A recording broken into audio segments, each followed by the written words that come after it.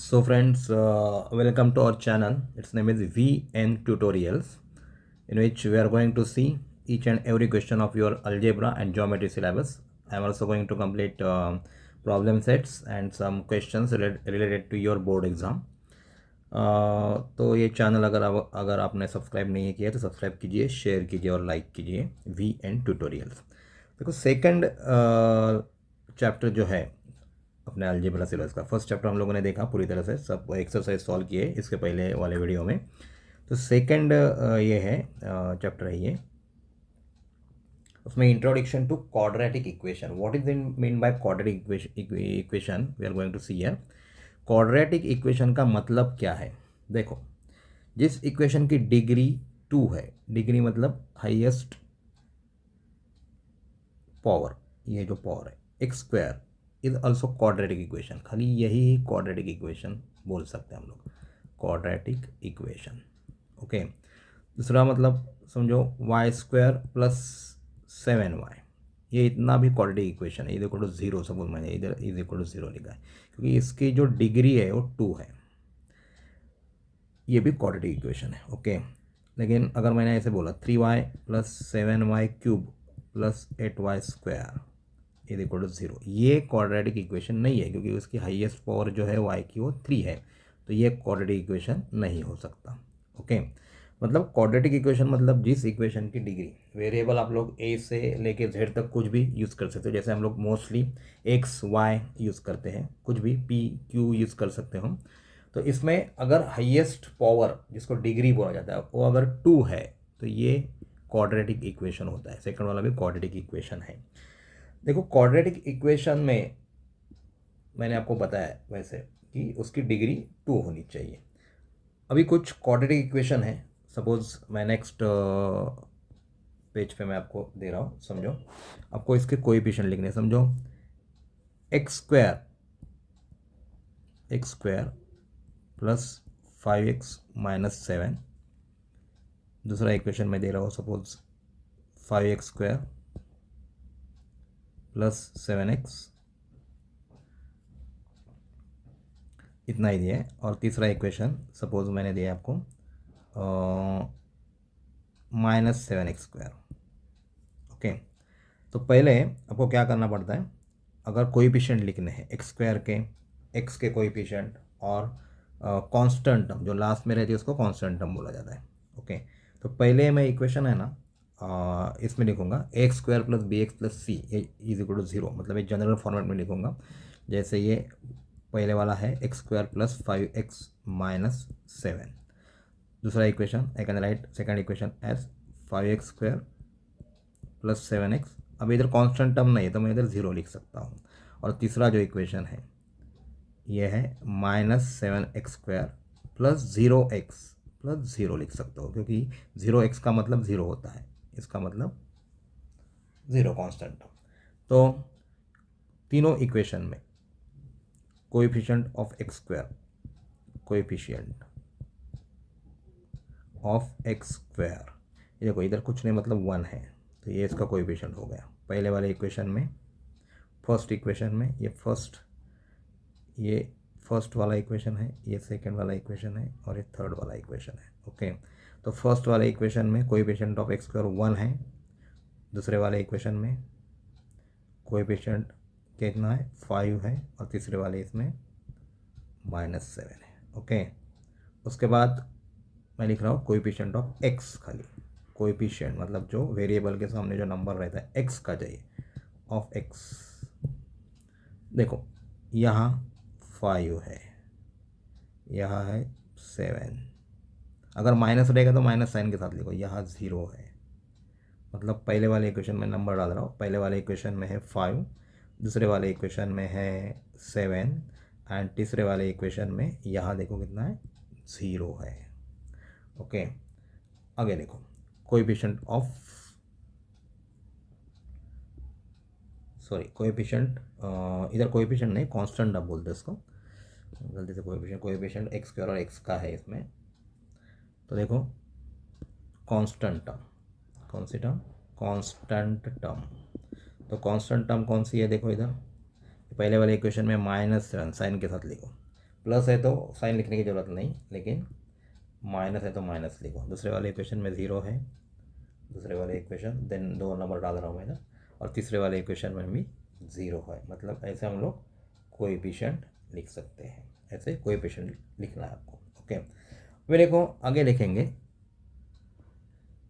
Standard form. क्या लिखना है आपको? स्टैंडर्ड फॉर्म में कैसे लिखते हैं? Standard form of quadratic equation, quadratic equation का स्टैंडर्ड फॉर्म देखो कैसे लिखते हैं। ये उसका जनरल फॉर्मूला है ax² plus bx plus c is equal to 0। इसमें ये a, b या c, A B C are real numbers, कोई भी रियल नंबर्स रह सकते हैं। ओके, ये क्या होने चाहिए? रियल नंबर्स होने चाहिए, और a की वैल्यू नॉट इक्वल टू 0। या ऐसा क्यों मेंशन किया है? सपोज मतलब ये हमें 3x² plus 5x plus 7 is equal to 0, ये क्वाड्रेटिक इक्वेशन है, लेकिन समझो ये a है। अपने जनरल फॉर्मूले के हिसाब से स्टैंडर्ड फार्मूला क्या है उसका? a² plus bx plus c is equal to 0। अगर मैंने ऐसे लिखा, उन्होंने इधर मेंशन किया, देखो a is not equal to 0 होना चाहिए, बाकी b की वैल्यू 0 चलेगी, c की वैल्यू 0 चलेगी, लेकिन a की वैल्यू 0 नहीं होनी चाहिए, क्योंकि 0x² प्लस 5x प्लस 7 ऊपर का इक्वेशन मैंने ऐसे लिखा, तो इसका मतलब 0 से मल्टीप्लाई करने की वजह से इसकी वैल्यू 0 हो गई, मतलब इक्वेशन इतना सा हो गया। तो ये क्वाड्रेटिक इक्वेशन नहीं हो सकता, इसलिए उन्होंने मेंशन किया है कि ये ABC रियल नंबर्स है, लेकिन a की वैल्यू नॉट इक्वल टू 0 होनी चाहिए। अभी कुछ इक्वेशन दिए, सपोज हम लोगों ने इधर इक्वेशन दिए, suppose x² minus 5 is equal to 0।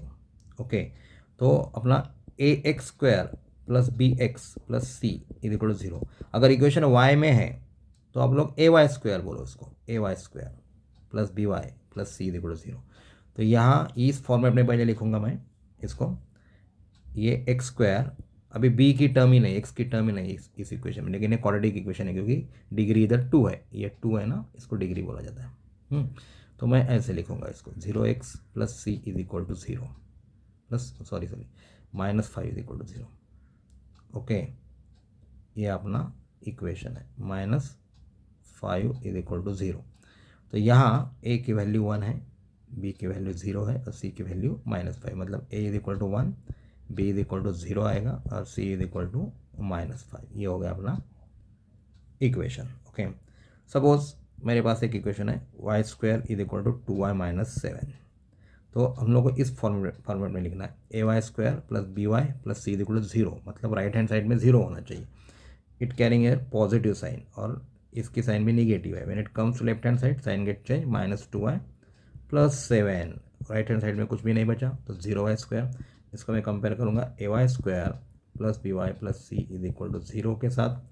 तो यहाँ कुछ नहीं, मतलब 1 है, a की वैल्यू 1, b की वैल्यू अभी 2 नहीं, -2 बोलना। ओके, इधर प्लस साइन है, इधर माइनस साइन है, तो b की वैल्यू -2 एंड c की वैल्यू आ गई 7। ओके, अभी समझो x² plus 2x is equal to 0, ये इक्वेशन है। तो पहले मैं इसको ये फॉर्मेट में लिखूंगा, x² plus bx plus c is equal to 0।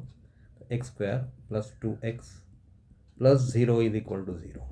Okay, constant term होने के 0 ली, कुछ फर्क नहीं पड़ता उसका, 0 लेने से और 0 से मल्टीप्लाई करने से 0 हो जाती है। अगर मैं कंपेयर करता हूँ x² plus bx plus c is equal to 0 के साथ, तो क्या होगा? इधर 1 है, कुछ नहीं, मतलब तो a की वैल्यू 1 आ गई, b की वैल्यू 2 और c की वैल्यू 0 आ गई। तो इसी प्रकार ये हो गया अपना इक्वेशन। ओके, तो ऐसे हम लोग इसको कंपेयर करते हैं। ओके, अभी देखेंगे what is mean by roots and solution of quadratic equation. Okay, समझो अपने पास एक क्वाड्रेटिक इक्वेशन है, x² plus 5x minus 6 is equal to 0। Okay, ये इक्वेशन है।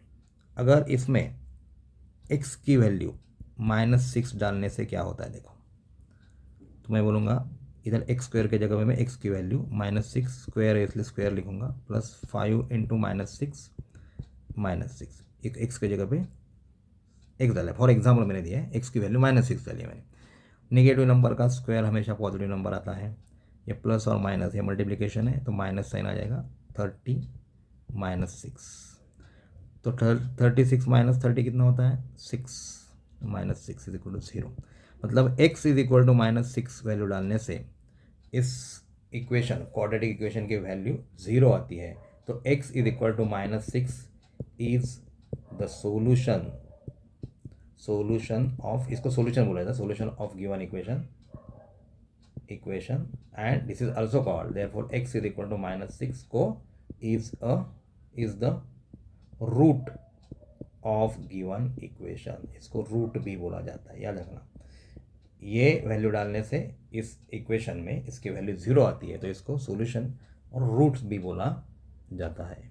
ओके, तो इसी प्रकार हम लोग क्वाड्रेटिक इक्वेशन के बारे में देख रहे हैं। पहली बात, ये क्वाड्रेटिक इक्वेशन का जनरल स्टैंडर्ड फॉर्म क्या है, standard form of quadratic equation, ये हमेशा याद रखना। General form of quadratic equation ये है ax² + bx + c is equal to 0, ये अपना उसका स्टैंडर्ड फॉर्म है। अगर को अपना जो क्वाड्रेटिक इक्वेशन है z में रहेगा तो ये इक्वेशन ऐसे बनेगा az² + bz + c is equal to 0। Sorry, ये गलती से मैंने तो स्क्वायर लिखा, bx। ओके, तो अगर ये इक्वेशन सपोज इसमें है p में है तो स्टैंडर्ड फॉर्म रहेगा ap² + bp + c is equal to 0।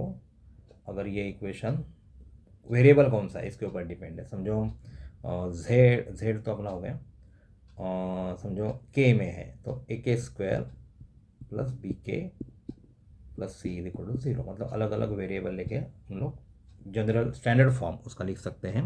तो values of variable which satisfy the equation, जैसे पिछले वाले इसमें देखो x इज इक्वल टू -6 ने इसकी वैल्यू सेटिस्फाई की तो इसको बोलेंगे इसका सॉल्यूशन, और इस जिस नंबर ने सेटिस्फाई की उसको रूट बोला जाता है। तो इसी प्रकार हम लोगों ने ये इंट्रोडक्शन पार्ट देखा क्वाड्रेटिक इक्वेशन का। आगे जाके नेक्स्ट वीडियो में हम लोग देखने वाले हैं कि 2.1 में कैसे सॉल्यूशन दिया जाता है। तब तक अगर आपने मेरा चैनल अभी तक सब्सक्राइब नहीं किया है तो सब्सक्राइब कीजिए, शेयर कीजिए, ज़्यादा से ज़्यादा बच्चों को उसके बारे में बताइए ताकि उनको ट्यूशन जाने की ज़रूरत नहीं है, क्योंकि ईच एंड एवरी क्वेश्चन हम लोग कवर करने वाले हैं और वीडियो के माध्यम से हम लोग को बार बार देख भी सकते हो। तो लाइक करो, शेयर करो और सब्सक्राइब करो। तब तक के लिए धन्यवाद।